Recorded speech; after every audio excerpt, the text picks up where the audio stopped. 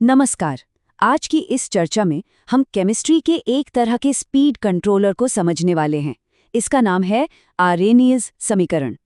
असल में यही वो चाबी है जो हमें ये बताती है कि क्यों कुछ केमिकल रिएक्शन पलक झपकते ही हो जाते हैं और कुछ को पूरा होने में हजारों साल लग जाते हैं।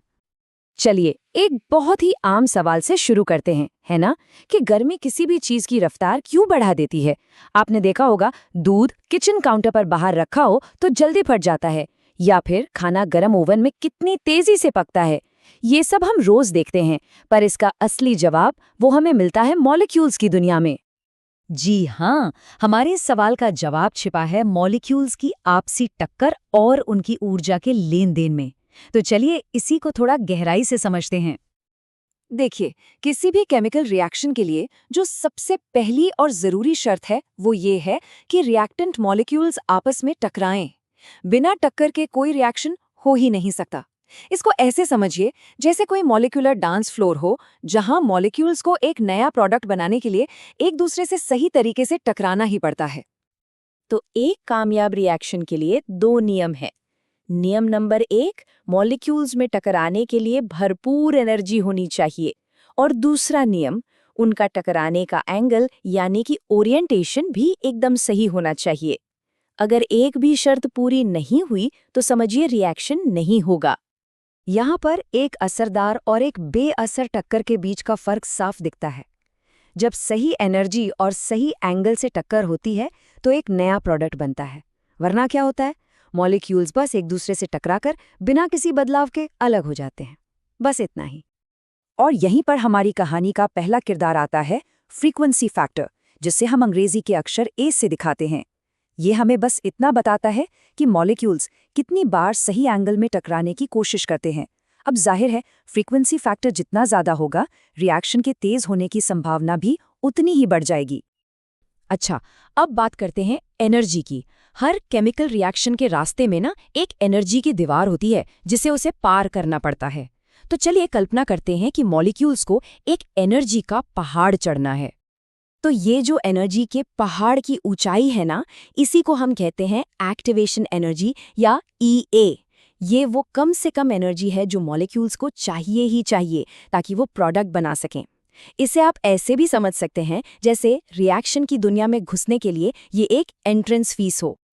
तो जिस रिएक्शन की एक्टिवेशन एनर्जी कम होती है, मतलब एक छोटा एनर्जी का पहाड़, वो बहुत तेज होता है, और जिसकी एक्टिवेशन एनर्जी ज्यादा होती है, यानी एक ऊंचा पहाड़, वो बहुत बहुत धीमा होता है। तो हिसाब सीधा सा है, पहाड़ जितना छोटा होगा सफर उतना ही तेज होगा। तो फिर यहाँ तापमान का क्या रोल है? तापमान यानी टेम्परेचर ही मॉलिक्यूल्स को वो जरूरी एनर्जी बूस्ट देता है जिससे वो इस पहाड़ पर चढ़ पाते हैं। ज्यादा तापमान का मतलब है ज्यादा एनर्जी, और इसका मतलब है कि ज्यादा से ज्यादा मॉलिक्यूल्स इस एनर्जी की दीवार को पार कर पाएंगे। चलिए अब इन सभी टुकड़ों को एक साथ जोड़ते हैं। टक्कर, एंगल, वो एनर्जी का पहाड़ और तापमान। देखते हैं कि पूरी तस्वीर कैसी बनती है। और ये रहा वो फॉर्मूला जो सारी कहानी एक साथ बताता है, आरेनियस समीकरण। ये दिखाता है कि रिएक्शन की रफ्तार, जिसे हम के से दिखाते हैं, वो कैसे इन सभी चीजों से जुड़ी हुई है। इसमें आर एक यूनिवर्सल गैस कांस्टेंट है जो बस समीकरण को संतुलित रखने का काम करता है। आइए इसे एक एक करके समझते हैं। के है रिएक्शन की स्पीड, यानी हमारा फाइनल नतीजा। ए है सही एंगल से होने वाली टक्करें, मतलब कोशिश करने की दर। ई ए है एक्टिवेशन एनर्जी, यानी हमारे एनर्जी के पहाड़ की ऊंचाई। और टी है तापमान, जो उस चढ़ाई के लिए जरूरी एनर्जी बूस्ट देता है। अब इस समीकरण का जो सबसे दमदार हिस्सा है वो है ये एक्सपोनेंशियल फैक्टर। ये हमें उन मॉलिक्यूल्स का हिस्सा बताता है जिनके पास असल में, सच में, एनर्जी के पहाड़ को पार करने के लिए पर्याप्त एनर्जी है। और यही वो हिस्सा है जो तापमान में छोटे छोटे बदलावों से भी बहुत ज्यादा प्रभावित होता है। तो ये काम कैसे करता है? बहुत सीधा सा है। जैसे ही तापमान T बढ़ता है, एक्सपोनेंशियल फैक्टर की वैल्यू तेजी से बढ़ जाती है। इसका मतलब ये हुआ कि अब पहले से ज्यादा मॉलिक्यूल्स के पास पहाड़ पार करने लायक एनर्जी है, और नतीजा, रेट कांस्टेंट K बढ़ जाता है और रिएक्शन की रफ्तार कई गुना तेज हो जाती है। अच्छा, अब जब हम ये जानते हैं कि रिएक्शन की रफ्तार को क्या क्या चीजें कंट्रोल करती हैं, तो एक सवाल उठता है, क्या हम इसे अपनी मर्जी से बदल सकते हैं? जरा सोचिए, एक ऐसा रिएक्शन है जिसे तेज करना है, लेकिन उसे और गर्म नहीं कर सकते। हो सकता है कि गर्मी से आपका प्रोडक्ट ही खराब हो जाए। तो अब क्या करें? क्या इसका कोई शॉर्टकट है? और इसका जवाब है हाँ, बिल्कुल है। कैटलिस्ट यानी कि उत्प्रेरक। कैटलिस्ट एक ऐसा पदार्थ है जो रिएक्शन के लिए कम एक्टिवेशन एनर्जी वाला एक आसान रास्ता बना देता है और इससे रिएक्शन की रफ्तार अपने आप बढ़ जाती है।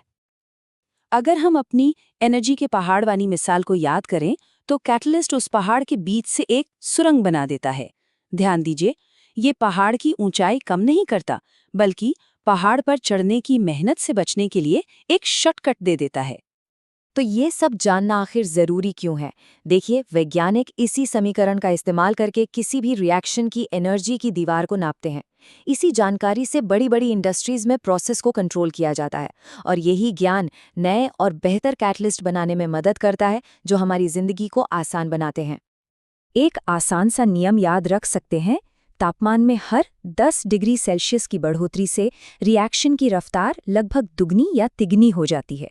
इससे ये अंदाज़ा लगता है कि तापमान का कितना ज़बरदस्त असर होता है। तो कुल मिलाकर केमिस्ट्री की रफ्तार अब कोई रहस्य नहीं है, ये एक पहाड़ है जिसे चढ़ना है और आर्रेनियस समीकरण उस चढ़ाई का एक नक्शा है।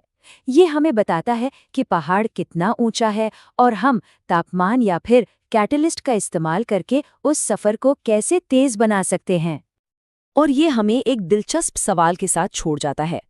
अगर कैटलिस्ट एक एनर्जी के पहाड़ को पार करने का शॉर्टकट है, तो हम अपनी जिंदगी की बड़ी चुनौतियों को पार करने के लिए ऐसे शॉर्टकट और कहाँ-कहाँ ढूंढते हैं।